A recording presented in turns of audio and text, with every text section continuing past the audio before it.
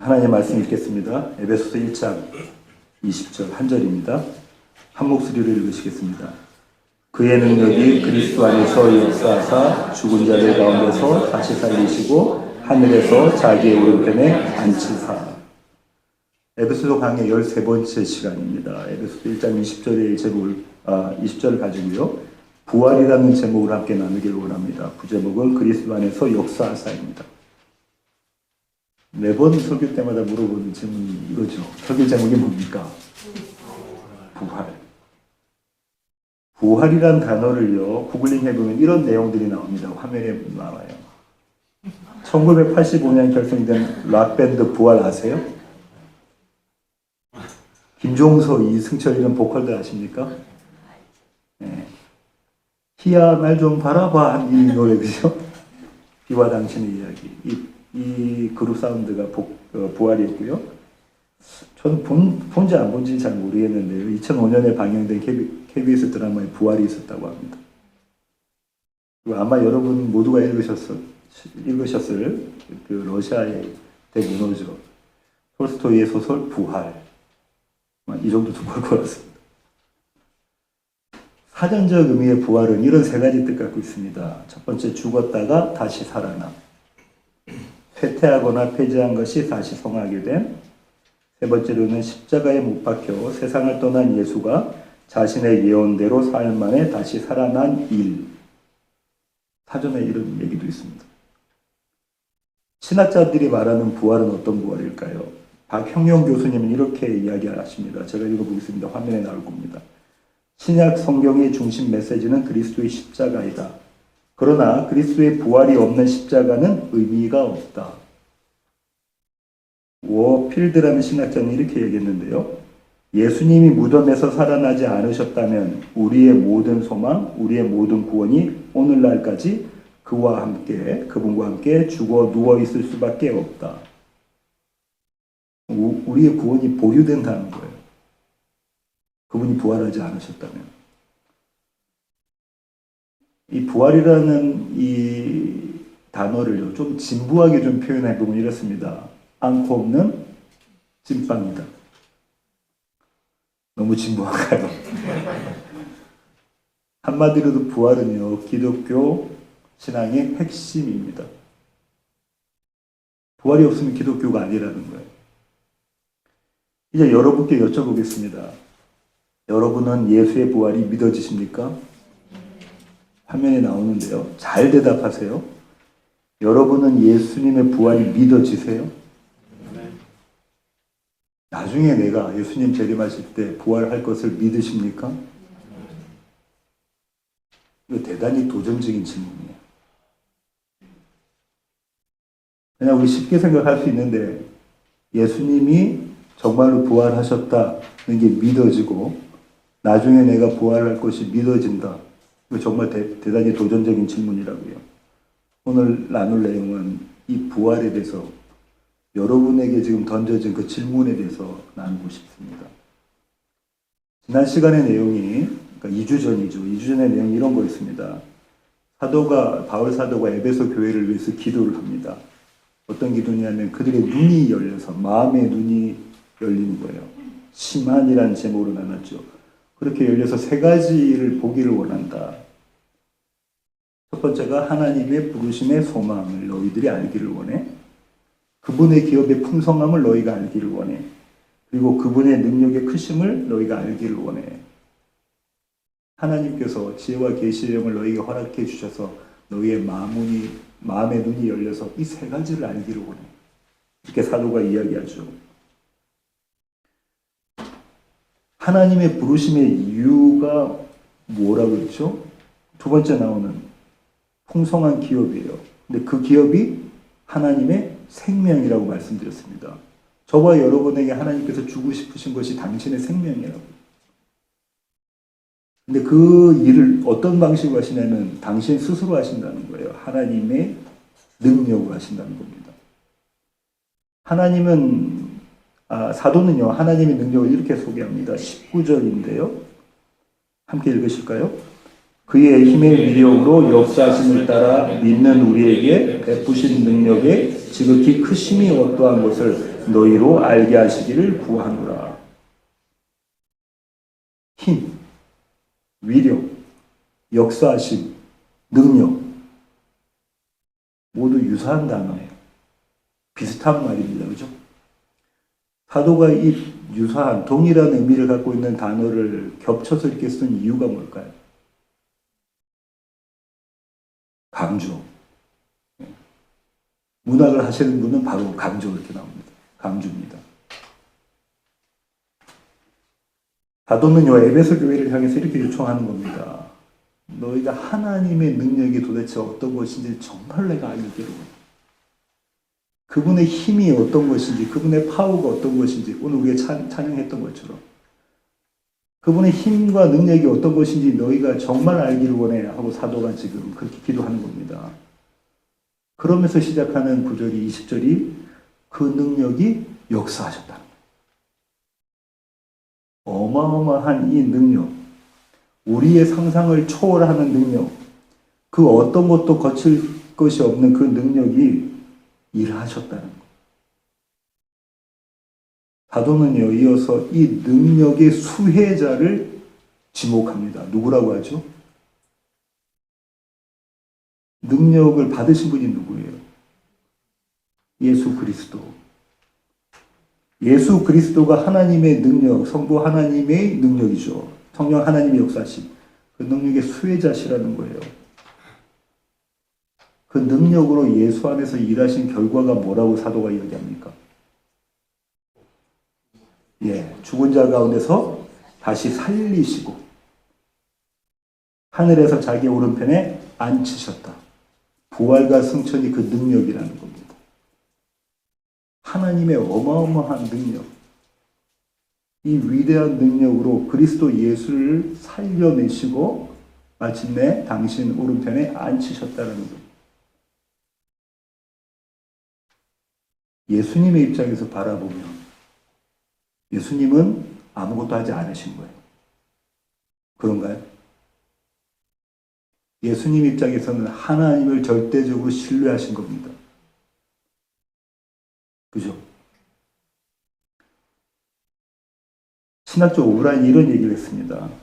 그리스도를 믿는 우리에게 부활은 그리스도가 살아계신다 영원히를 선언하고 부활은 그리스도가 살아계신다 영원히 승천은 그리스도가 다스리시다 영원히를 선포한다. 하나님이 하신다. 예수 그리스도를 살리신 그분이 하늘 위에 앉으신 그분이 이 일을 하신다는 겁니다. 이 중에서 승천에 대해서는 저희가 다음 주에 자세히 살펴보려고 해요. 오늘은 부활에 초점을 맞추고 이야기를 나누려고 합니다. 설교 처음에 제가 본 것처럼 그리스도인이라면 피할 수 없는 질문이 이 두 질문이 있잖아요. 나는 예수의 부활이 믿어지는가? 나는 나의 부활을 믿고 사는가? 믿을 수 있는가? 사도신경에 이 부활이 나오나요? 나와요. 수많은 신앙 고백서에 신경에 이 부활이 나옵니다. 침례교 신앙, 우리 침례교니까요. 침례교 신앙과 메시지, 베프티스트, 페이스 앤 메시지 보면 이 부활이 나와요. 어떤 부활? 두 가지 부활. 예수 그리스도의 부활하심과 우리의 부활. 그리스도인은 이 질문에 예라고 대답하는 사람입니다. 그리스도 예수는 부활하셨고 나도 부활할 거다. 교회는 그렇게 신앙 고백을 하는 공동체예요. 혹시라도 아니요라고 대답하는 사람이 있다면 그 사람은 기독교 신앙인이 아닙니다. 그리고 그런 공동체가 있다면 거기는 교회가 아니에요. 잘 모르겠는데 이건 교회가 아닙니다. 기독교 신앙에서 이렇게 근본적이면서 중요한 내용을 담은 이 질문으로 다시 돌아가 볼게요. 죽은 사람이 살아나서 다시 죽지 않고 영원히 산다. 이 말이 믿어집니까?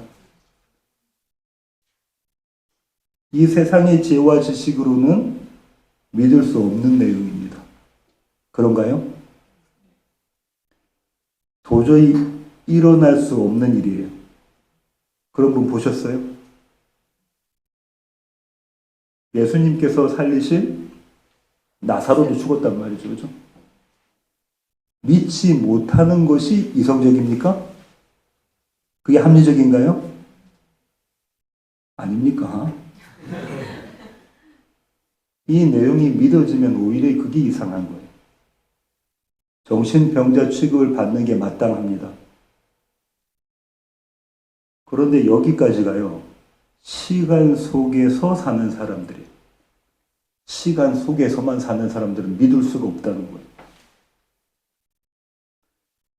그들에게 부활은 불가능입니다. 한번 나가서 만나는 분한테 이야기해 보세요. 예수님이 사셨고 나도 죽고 예수님 다시 오실 때 살 거야. 부활할 거야. 있는 사람이 있습니까? 부활은 이 세상의 지혜와 지식이 아니라는 겁니다. 부활은 하나님의 지식과 지혜라는 거예요. 따라서 그리스도의 예수의 부활이 믿어지면 그 사람은 하나님의 지혜와 지식 가운데 있다는 거예요. 다르게 표현하면요. 이 땅을 살면서 이 땅의 시간을 살면서 이 시간 속에서 영혼을 경험하는 것. 시간 속에서 영혼을 사는 사람들이 부활을 사는 사람, 부활을 믿고 사는 사람들입니다. 이제 두 번째 질문으로 돌아가 볼게요. 예수님은 부활하셨대요. 우리도 부활할 건가요? 누구는 고개를 끄덕이시고 나도 예수님처럼 부활할 것을 믿고 오늘 하루를 사십니까? 예수님께서는 부활하셔서 그 성경에 나와 있으니까 거기까지는 믿어줘. 그런데 나는 나중에 부활할지 안 할지 잘 모르겠어. 더 믿어봐야 되겠어. 이런 분들을 위해서 사도가요. 에베소서 2장에 명확하게 선언합니다. 에베소서 2장 5절부터 6절입니다. 함께 읽으시겠습니다. 허물로 죽은 우리를 그리스도와 함께 살리셨고 또 함께 일으키사 그리스도 안에서 함께 하늘에 앉히시니. 대단한 선언을 사도가 하고 있습니다. 그죠? 지금 사도는 나중에 우리가 부활할 것이고 승천할 것이다 이 얘기를 하고 있지 않아요. 뭐라죠? 우리는 이미 부활했고 하늘에 앉아 있다라고 이야기하고 있어요. 이게 도대체 무슨 말입니까? 저와 여러분이 아는 부활, 저와 여러분의 부활은 미래 시제 아닙니까? 사도가 지금 과거 시제를 썼어요. 헬라어는 에오리스트 텐스라고 과거 시제입니다. 그걸 쓰고 있어요. 저와 여러분이 이미 부활했고 승천했다. 이게 도대체 무슨 말입니까? 이전 설교에서 제가 말씀드린 것처럼 사도가 지금 두 개의 레이어를 말하고 있는 거예요. 영원과 시간이라는 두 개의 레이어. 묵시와 역사라는 레이어, 천상과 지상이라는 이 두 개의 세계를 지금 말하고 있다. 두 세계 중에 하나는 실제고 하나는 허상이다, 헛것이다 이 얘기가 아니에요. 두 개 다 실제라는 거예요. 무엇이요? 영원도 실제고 이 시간도 실제라는 거예요. 묵시도 실제고 이 역사도 실제고 천상도 지상도 모두 다 실제라는 거예요. 이에 대해서요. 사도 요한이 그의 묵시록인 요한계시록에 잘 표현하고 있습니다. 언젠가 우리가 요한계시록을 나눌 텐데요. 요한계시록 1장 그것도 전반부가 서론이에요. 결론이 21장, 22장입니다.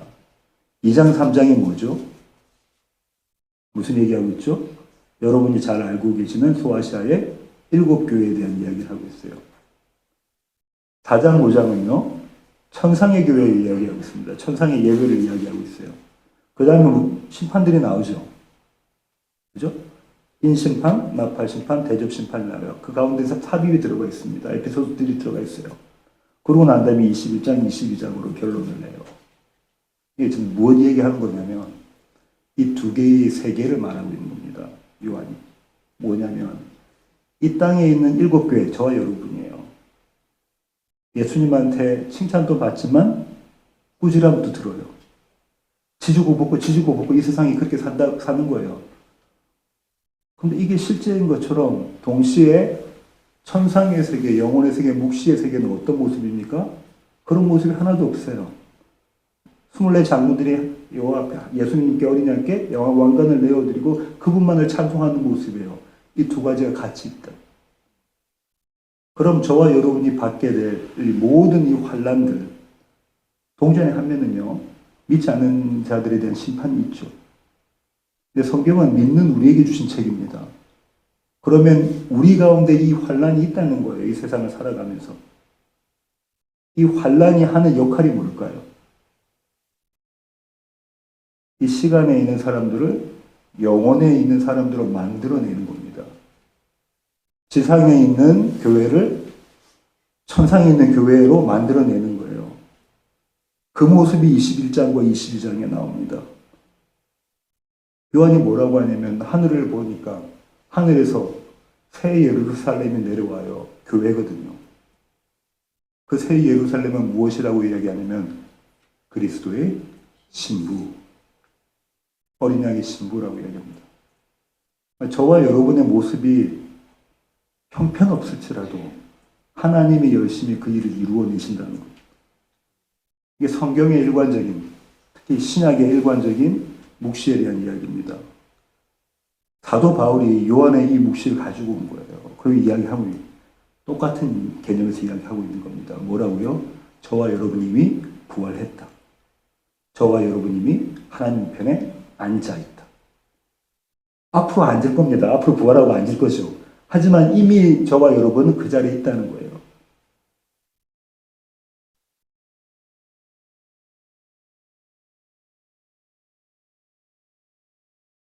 그래서요, 계시록은 장래에 일어날 일임과 동시에 오늘 지금 저와 여러분이 이 땅에서 경험하는 일입니다. 우리가 심판 가운데 있다는 말이에요. 교회 시대에 대한 이야기니까요. 계시록을 읽어보면 무섭습니까? 읽기를 피하십니까? 그렇지 않습니다. 너무 어려운 책이에요. 그렇지 않습니다. 나중에 일어날 일 그렇게 보지 마시고 지금 이 땅 가운데서 이 지상의 교회를, 저와 여러분을 영광스러운 천상의 교회를 만들어내시는 그 장면을 담아놓고 있습니다. 하나하나가 그래요.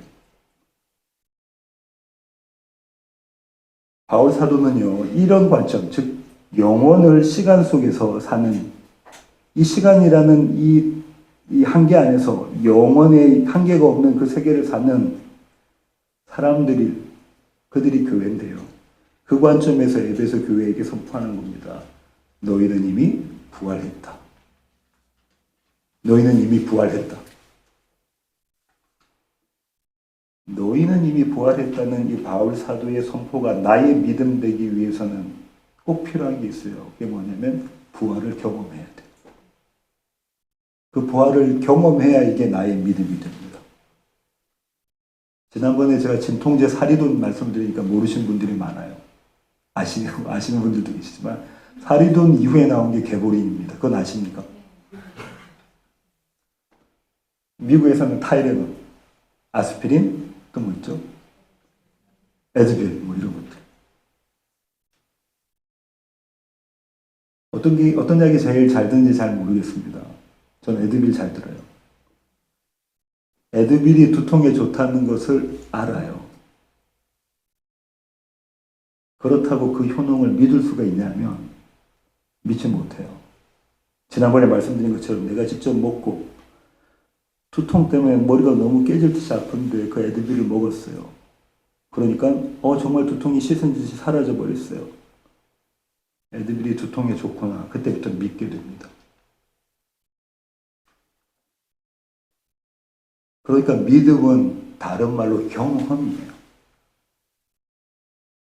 히브리 사람들에게 알다라는 것은요, 히브리어로 야다라고 하는데요, 경험했다라는 거예요.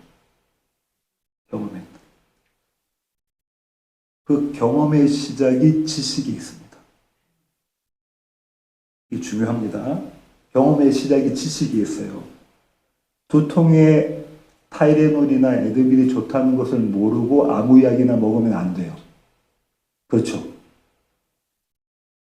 경험의 시작은 지식이 있고요. 그 지식을 경험하면 그게 믿음이 돼요. 믿음을 위한 지식이 꼭 필요한 겁니다. 지식 없는 믿음은 위험합니다. 아무 데서나 아멘해요. 그렇죠? 말씀이 아니고 복음이 아닌데도 아멘 한다고요. 지식 없는 믿음의 대표가 이스라엘의 황금 송아지였어요. 아시죠? 출애굽기 32장에 나옵니다. 그들은 그 우상을 뭐라고 불렀죠? 여호와라고 불렀어요. 여호와. 황금 송아지를 만들어 놓고 자기 귀걸이 다 이렇게 떼서, 귀걸이라는 건 구약의 이미지를 아시죠? 내가 당신에게 복종하겠습니다. 그거 다 떼서 황금 송아지를 만들어 놓고 여호와라고 했어요. 그들이 왜 그랬을까요? 지식이 없어서 그래요. 진리에 대한 지식이 없어서. 그들이 만들어낸 그 신은 나입니다. 나의 만족을 채워줄 나. 신. 지식이 없는 믿음은 이런 거예요. 위험합니다. 또한 지식뿐인 믿음은 헛것이에요. 경험을 해보지 못하면 헛것이라는 거예요. 그 믿음 실제가 되지 않아요. 내게 되지 않아요. 머리로만 알고 있는 거죠. 사도가 그래서 이렇게 이야기하죠. 믿는 것과 아는 것이 하나가 되어 온전한 사람이 되라. 그리스도의 장성한 분량까지 자라는 겁니다. 여기서 믿는다는 것이 경험입니다. 살펴본 대로요. 부활을 믿기 위해서는 부활을 경험해야 합니다. 그런데 난감합니다. 부활은 죽어야 경험하잖아요. 저와 여러분 아직 죽지 않았습니다. 근데 어떻게 부활을 경험할 수 있죠? 부활을 경험하기 위해서 지금 당장 죽어야 됩니까? 아무도 원하지 않죠. 성급히 죽기 전에 부활이라는 것이 도대체 어떤 개념인가를 먼저 우리가 알 필요가 있습니다. 부활의 전제 조건이 뭐라고 말씀드렸죠? 죽음이에요, 사망. 사망이 부활의 전 상태입니다. 그래서 신학자들은 이렇게 얘기합니다. 십자가 없는 빈 무덤은 없다. 저는 성문 종합영어를 끝까지 보지 못했는데요. 노 크로스 노 크라운 아시죠?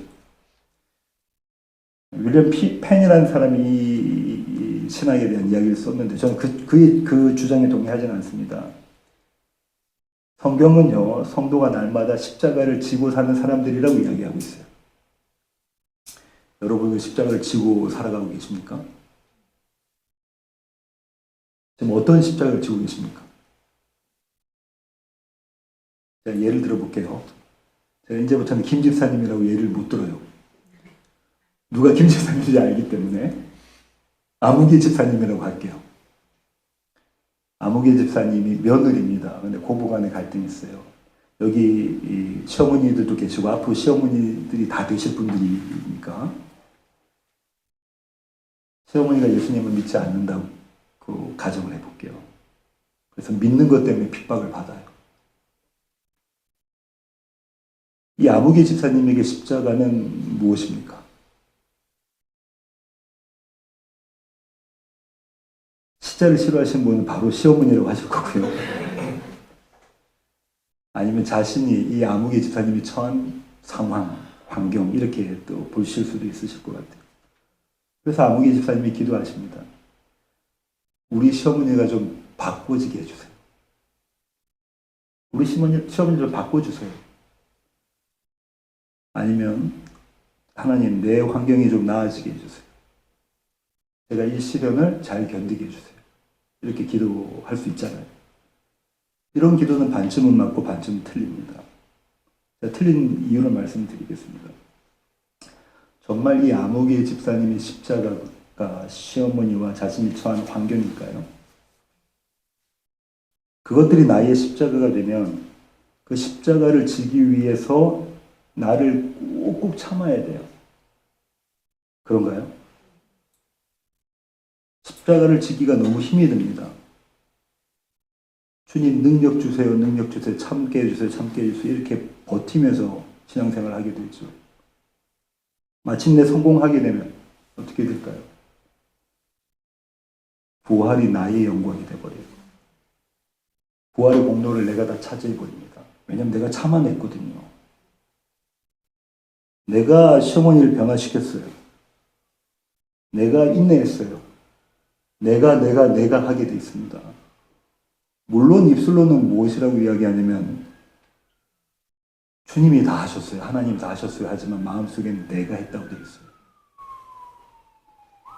아무개 집사님의 십자가는요, 시어머니도 아니고 그분을 마주한 삶의 자리도 아닙니다. 우리는 앞서 부활의 전제 조건이 사망이라고 죽음이라고 살펴봤죠. 그럼 이 사망, 죽음에 대해서 바르게 알아야 돼요. 사망은 한마디로 썩어짐입니까? 죽으면 다 썩나요? 부패하나요? 냄새가 나나요? 안 좋은 냄새가 나죠. 모양도 안 좋아요. 사망은 그런 겁니다. 성경은 사망의 원인을 뭐라고 말하죠? 죄, 맞습니다. 로마서 6장 23절 함께 읽으시겠습니다. 죄의 삭은 사망이요 하나님의 영상은 그리스도 예수 우리 주 안에 있는 영생입니다. 죄는 무엇인가요? 하나님을 모르는 것이. 하나님을 모르는 것이 죄입니다. 하나님을 모르기 때문에 그분을 대적하죠. 그분과 원수된 것, 그것이 죄예요. 여러분이 얼마나 윤리적으로 살았느냐가 그게 문제가 아니라 하나님을 알고 있느냐, 하나님을 모르고 있느냐가 죄냐 아니냐예요. 이 죄의 다른 표현은 나의 왕됨입니다. 내가 왕된 거, 임금된 거예요. 내가 하나님 된 겁니다. 내가 하나님이 돼서 하나님을 대적하는 자리에 서 있는 게 죄예요. 그러니까 이 자리에 서 있는 사람들이 쏟아내는 모든 것들은 다 죄인가요? 맞습니까? 동의가 안 되시나요? 이 죄가 생산되는 모습이 어떤 거냐면 저번에 한번 말씀드렸습니다. 죄는 욕망과 두려움이라는 두 얼굴을 갖고 있어요. 욕망과 두려움. 욕망은 뭡니까? 갖고 싶어 미치겠다. 이게 하나님 안에서가 아니라 내 안에서. 내가 하나님 돼서 갖고 싶어 미치겠다. 두려움은 뭐죠? 있는 걸 놓칠까. 가장 큰 두려움이 뭡니까? 내가 갖고 있는 생명 놓칠까 봐. 이 모습이 죄의 모습입니다.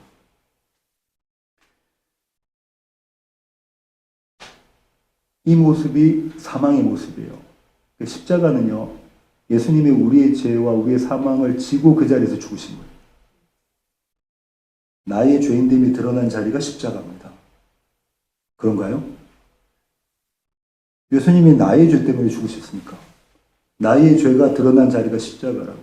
그분은 죄 없으신 분이세요. 그러면 앞선 예를 드린 아무개 집사님의 십자가가 무엇일까요? 그래요. 맞습니다. 자기 자신의 모습이에요. 핍박을 받지 않으면 시어머니로부터 핍박을 받습니다. 그때 나로부터 드러난 내 모습, 사망의 모습이 십자가예요. 핍박을 받을 때 어떤 마음이 들었을까요? 방긋방긋 했을까요? 방긋방긋 하십니까? 분노, 우울, 다 때려치고 싶어. 포기, 좌절. 내가 조금 더 힘이 있어지면 되갚아줘야지. 되갚음, 기타 등등등. 이 모습이 무슨 모습이냐면 사망의 모습입니다. 사망의 모습입니다. 우리의 일상에서 이런 모습 자주 마주하지 않습니까? 저만 그런가요? 나의 원함대로 되지 않을 때 드러나는 모습이 다 죄입니다. 이런 나의 모습을 바라보는 것, 목도하는 것, 그 자리가 십자가예요. 죄인 중에 괴수다라는 것을 인정하는 자리가 십자가입니다. 그리고 그런 나를 위해서 죽으신 그리스도 예수를 바라보는 것이 십자가예요. 그렇게 하나님과 화목을 경험하는 자리가 십자가입니다. 그렇게 하나님과 화목되면요, 십자가는 구원의 감격을 회복시켜줍니다. 그리스도 예수만 바라보게 만들어내니까 그래요. 바로 그 자리에서 예수 그리스도를 살려내신 하나님께서 저와 여러분을 살려냅니다. 내십니다. 그 크신 능력으로. 어떤 자리라고 했죠? 나의 사망을 인정하는 자리. 나의 죄인됨을 인정하는 그 자리에서 하나님의 그 크신 능력이 발휘되는 거예요. 그때는 우리로부터 무엇이 나오냐면요. 생명이 나와요. 우리로부터 생명이 나옵니다. 그것이 이 땅에서 경험하는 부활입니다. 미리 죽으실 필요가 없어요. 경험하신, 그걸 우리가 이 땅에서 경험한단 말이에요. 사도요한이요, 요한계시록에서 무슨 이야기냐면, 첫째 부활에 대한 얘기를 해요. 성경책을, 요한계시록을 살펴보신 분들은 잘 아실 겁니다. 계시록 20장 4절부터 6절입니다. 제가 한 절, 여러분이 한 절, 그렇게 읽으시겠습니다. 또 내가 보좌들을 보니 거기에 앉은 자들이 있어 심판하는 권세를 받았더라. 또 내가 보니 예수를 증언함과 하나님의 말씀 때문에 목배임을 당한 자들의 영혼들과 또 짐승과 그의 우상에게 경배하지 아니하고 그들의 이마와 손에 그의 표를 받지 아니한 자들이 살아서 그리스도와 더불어 천년 동안 왕노릇하니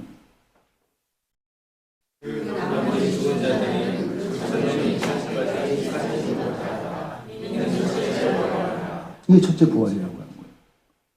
이 첫째 부활에 참여한 자들은 복이 있고 거룩하도다. 둘째 사망, 영원한 사망이 그들을 다스리는 권세가 없고 도리어 그들이 하나님과 그리스도의 제사장이 되어 천년 동안 그리스도와 더불어 왕노릇하리라. 지금 저와 여러분이 왕노릇하고 있다는 겁니다. 이 땅에서. 왜냐하면 우리는 지금 첫 번째 부활 가운데 있는 자들이기 때문에 그래요. 사망이 생명에 삼켜진 것이 기적입니다. 영원한 생명이 영원한 사망을 삼켜버렸다는 거예요. 사망도 영원하고 생명도 영원한데 이 영원한 사망을 영원한 생명이 삼켜버렸다는 거예요. 이것이 부활입니다. 그리스도 예수를 믿는 믿음으로 얻게 된 하나님의 생명으로 사는 것이 부활입니다. 예수님은요, 이 첫째 부활에 대해서 비유로 말씀해 주셨어요. 만달란트 빚진 자 비유 아시죠? 마태복음 18장 23절부터 35절인데요. 이것도 한 절 한 절 교독하시겠습니다. 그러므로 천국은 그 종들과 결산하려 하던 어떤 임금과 같으니 갚을 것이 없는지라 주인이 명하여 그 몸과 아내와 자식들과 모든 소유를 다 팔아 갚게 하라 하니 그 종이 엎드려 전하며 이르되 내게 주소서 다 갚으리라 하늘 그 종의 주인이 불쌍히 여겨 놓아 보내며 그 빚을 탕감하여 주었더니 그 종이 나와서 자기에게 백달러를 빚진 종류한 사람을 만나 그로 모든 종이고 이르되 빚을 갚아라 하네. 그 동료가 엎드려 간구하여 이르되 나에게 참아 주소서 갚으리이다 하되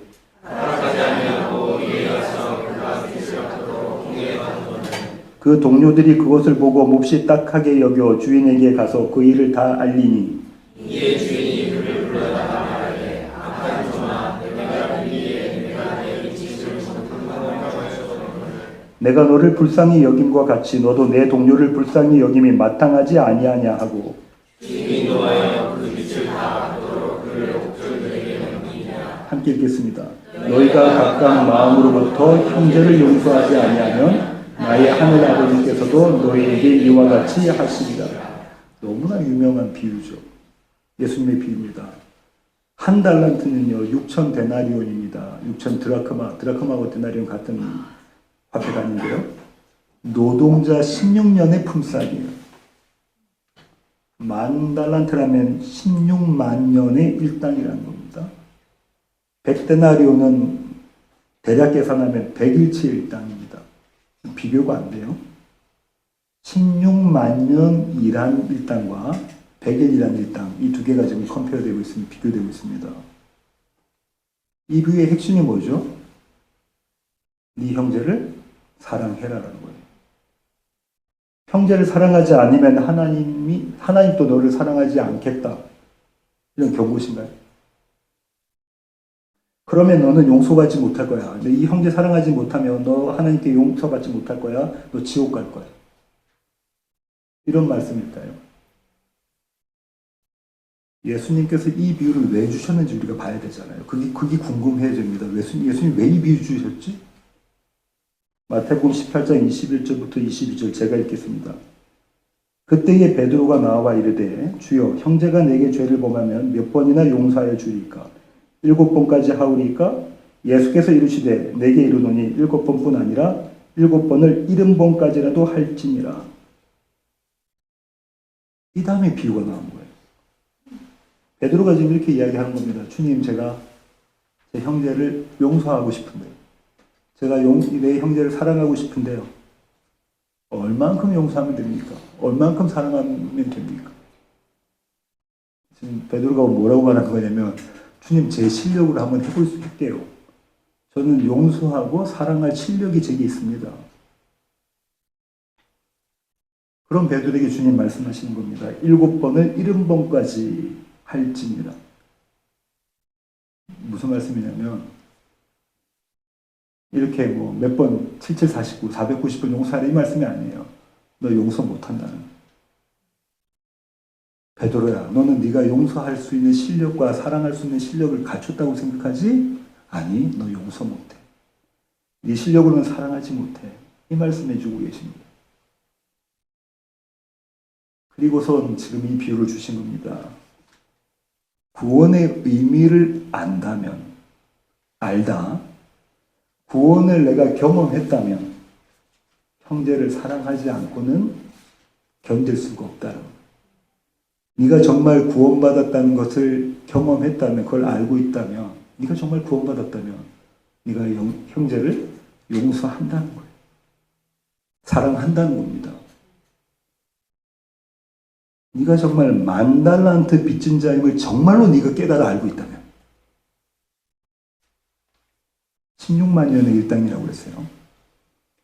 네가 정말로 10,000달란트 빚진 자라는 것을 깨달아 알고 있다면, 그것이 탕감받았다는 걸 알고 있다면 어떻게 100데나리온 빚진 자를 잡아오게 만들 수 있니? 그럴 수가 없다는 거예요. 도저히 그럴 수가 없다는 거예요. 잡아 넣는다는 건 뭡니까? 구원을 경험하지 못했다는 겁니다. 구원은 이렇게 생명으로 드러나는 거예요. 이것이 사망과 빈무덤이에요. 언제 경험하냐면 나의 사망을, 십자가를 경험한 사람이 부활을 경험한다는 거예요. 다시 앞서 이야기했던 아무개 집사님 이야기로 돌아갈게요. 이 집사님이 핍박받는 자리에서 내 모습을 봐요. 시어머니가 핍박할 때 분노가 쏟아지고 반드시 내가 되갚으리라.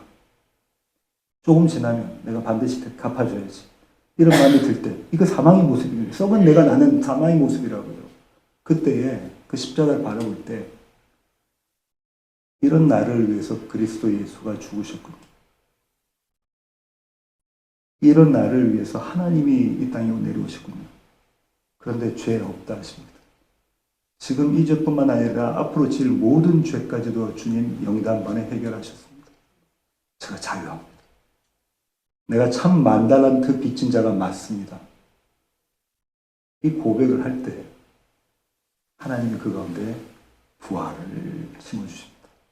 부활의 능력을 일으키셔 세운다. 그럼 그 시어머니가 좋아 보여요. 그 시어머니를 사랑하게 되어 있습니다. 섬기게 되어져 있습니다. 늘 24시간 그렇다는 말씀을 드리는 거 아닙니다. 그게 드러나요.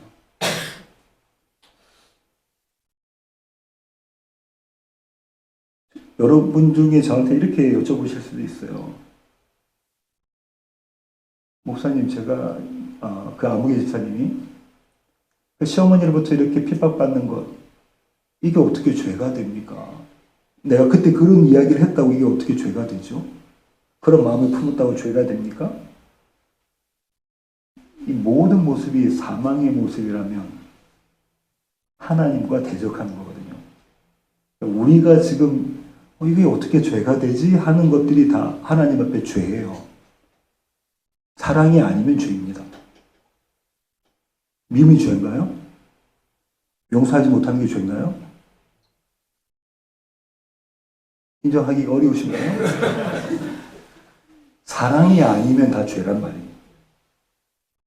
우리는 그렇게까지 생각 안 해요. 그럼 이렇게 생각해 볼게요. 복음을 알아가면 알아갈수록 여러분처럼 말씀에 훈련되면 훈련될수록 우리는 죄에 대한 인식이 깊어집니다. 예전엔 저게 어떻게 죄였지가 이제는 나한테 이게 나의 죄구나를 발견하게 돼요. 대신 죄책감은 들지 않습니다. 왜죠? 예수님이 다 해결하셨습니다. 그 은혜가 와요.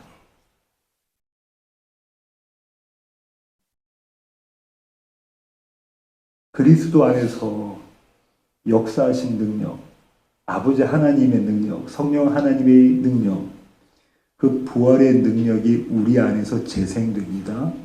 그것이 저와 여러분의 인생이에요. 저와 여러분이 그리스도인이니까 그리스도가 우리 안에 계시니 우리 안에서 그 부활의 능력이 날마다 재생돼요. 플레이 됩니다. 설교 결론을 맺도록 하겠습니다. 지난 2주 동안 저희 어머니가 와 계셨었는데요. 금요일 날 어머니를 모셔다 드리면서 저희 매제하고 여동생하고 같이 만나서 식사를 했습니다. 말씀드린 것처럼 매제가 페더럴웨이 베들치널기 담임 목사님이신데 독일 난민 선교 가셨어요. 난민 선교는 그리스부터 출발해서 독일에서 끝이 나거든요. 모든 난민은 독일에 가고 싶은 것이 소망이에요. 그곳에서 난민 크리스천 자매를 만났대요.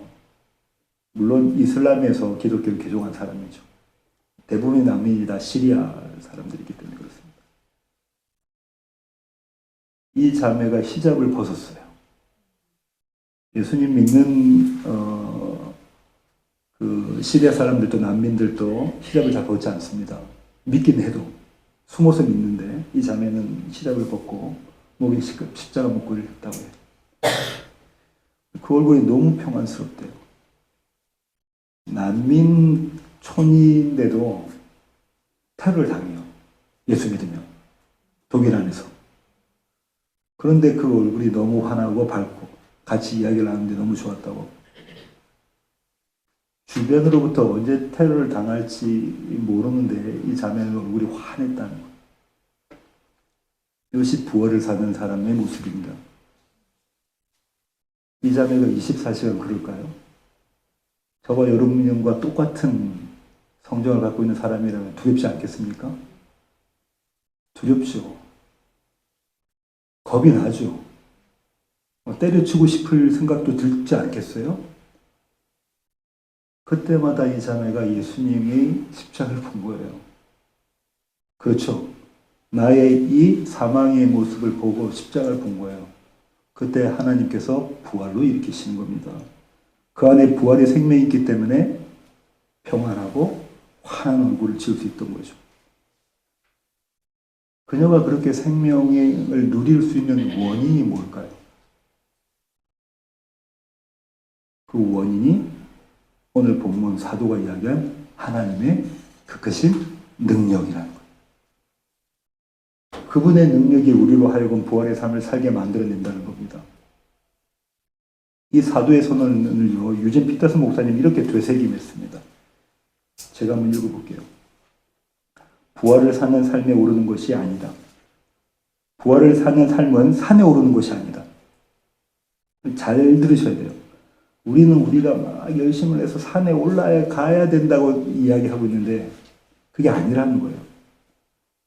하나님이 이미 다 하신 그 산 위에 서는 것이다. 하나님이 이미 다 이루신 그 산 위에 서는 것이 부활이다. 부활의 산을 사는 사람들이라는 거예요. 그래서 사도가 이렇게 기도하는 겁니다. 19절입니다. 에베소서 1장 19절. 그의 힘의 위력으로 역사하심을 따라 믿는 우리에게 베푸신 능력의 지극히 크심이 어떠한 것을 너희로 알게 하시기를 구하노라. 그분이 너희 가운데서 이루신 그 부활의 능력이 얼마나 큰 건지 너희가 똑똑히 알기를 원한다. 에베소 교회요. 우리에게 베푸신 그 크신 능력, 그 능력의 지극히 크심을, 그 능력 어떤 능력이 있습니까? 죽은 자들 가운데서 다시 살리시고 자기의 오른편에 앉으시는 그 능력. 그 능력이 얼마나 위대한지를 함께 모여 확인하는 자들이 교회예요. 그런가요? 어디 가니까는 무엇이 싸더래. 코스코 가니까 뭐가 싸고, 어디 가니까 뭐가 싸고, 어디 가는 뭐 하고, 이런 얘기를 해야죠. 살아가면서 필요하니까. 근데 그게 주로 해야 되는 화제가 아니라는 거예요, 교회는. 함께 모여 뭘 확인한다고요? 내 안에서 일하신 하나님의 능력이 얼마나 큰지, 그 생명이 얼마나 값진 것인지를 같이 확인하는 것이 교회라고. 그 은혜를 노래하는 자들이 교회입니다. 그 교회가 저와 여러분입니다. 믿으십니까? 아멘. 이 은혜로 살아가시는 우리 나든 울타리 교회 모든 교회 가족 되기를 원합니다. 아멘. 이제는 우리 주 예수 그리스도의 놀라우신 구원의 은혜와 하늘 아버지의 크고 극진하신 사랑과 우리 안에 내주하셔서 하나님의 그 크신 능력으로 우리 가운데 부활을 경험하게 만들어내시는 성령님의 충만하심, 이제 주님 앞에 머리 숙인 낮은 울타리 교회 가족 머리 위에 이제로부터 영원토록 함께 하시기를 소중한 예수 그리스도의 이름으로 간절히 축원하옵나이다. 아멘.